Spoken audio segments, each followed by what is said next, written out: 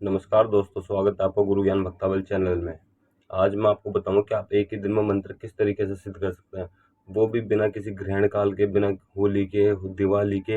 इनमें से कोई भी दिन आपके नज़दीक नहीं है, होली, दिवाली और ग्रहण काल, तो आप किस तरीके से एक दिन में मंत्र सिद्ध कर सकते हैं। बहुत ही आसान विधि और बहुत ही चमत्कार विधि है।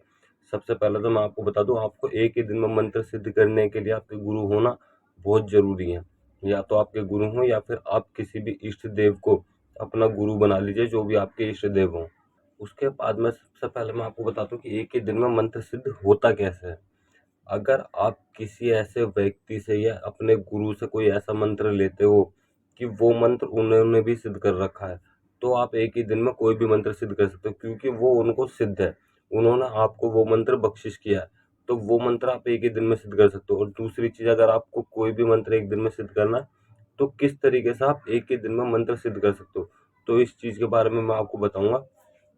अब मैं आपको बताता हूँ कि आप कोई भी मंत्र एक दिन में किस तरीके से सिद्ध कर सकते हो। तो सबसे पहले आपके गुरु होना बहुत जरूरी है।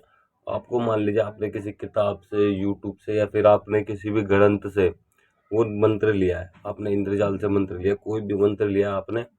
सबसे पहले तो आपको उस मंत्र की दीक्षा लेनी है, कि अपने गुरु से ले लीजिए, चाहे आप किसी से भी ले लीजिए।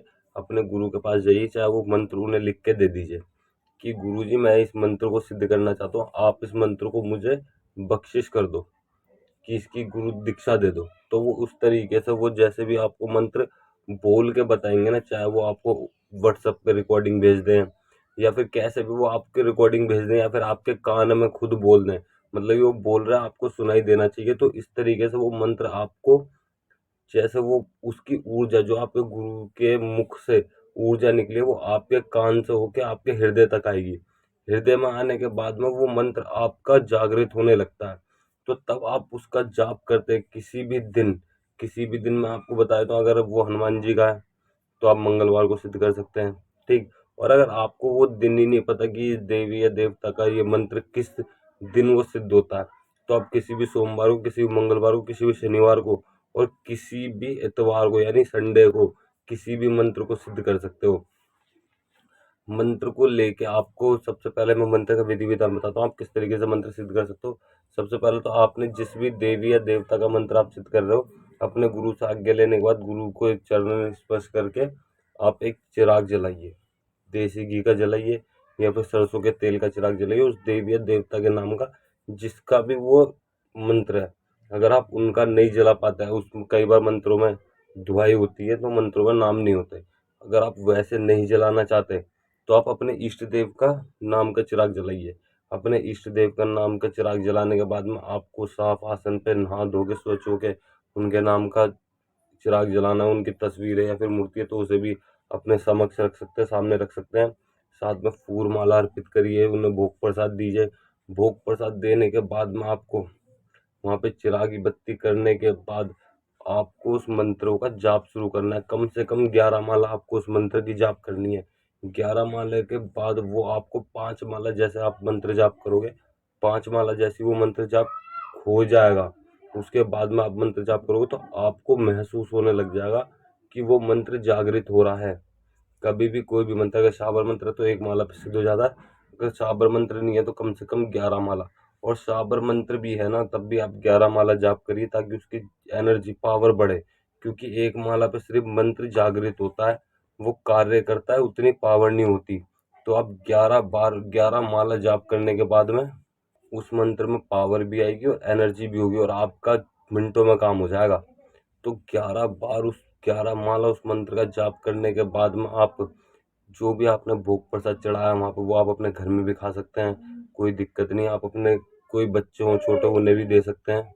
और जो भी आपने भोग प्रसाद रखा है, वो आपको जोत कपूर पे या फिर अंगारी करके अपने इष्ट देव को अर्पित करना है। मतलब कि एक अंगारी कर लीजिए अपने इष्ट देव के नाम की, उस पर जायफल, एक लौंग का जोड़ा चढ़ा के, और जो भी आपने भोग प्रसाद रखा वो चढ़ा दीजिए।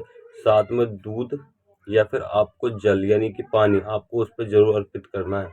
अब वो चाहे आपने प्रसाद में कोई फल रखे हो, मिठाई रखी हो, या फिर कुछ भी रखा हो, कोई भी अपने इच्छा अनुसार आप कुछ भी रख सकते हैं। जैसा आपका सामर्थ्य हो, आप उस तरीके का प्रसाद रख सकते हैं वहाँ पे। चाहे आप मिश्री रख लीजिए या फिर चीनी रख लीजिए, प्रसाद प्रसाद होता है। आप वो रखने के बाद में आप थोड़ा थोड़ा अपने घर में दे दीजिए, थोड़ा बच्चे हों उन्हें भी दे दीजिए, बाहर कोई बच्चे हों, कन्या हो या फिर बच्चे हों, कोई भी बच्चा हो, लड़का लड़की कोई भी बच्चा हो, आप उन्हें भी वो भोग प्रसाद दे सकते हैं और अपने घर में भी सबको दे सकते हैं।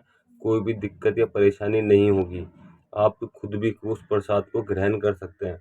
और जो आपने पानी वहाँ पे चढ़ाया, यानी कि पानी जल जोत पे चढ़ाया, वो पानी भी आपको खुद ही ग्रहण करना है और अपने घर में ग्रहण करना है। वो पानी, यानी कि वो जो पानी आपने चढ़ाया है वो अभिमंत्रित हो जाएगा। उस पानी को पीने से अगर आपके घर में कोई भी दिक्कत परेशानी चल रही होगी तो वो भी ठीक हो जाएगी।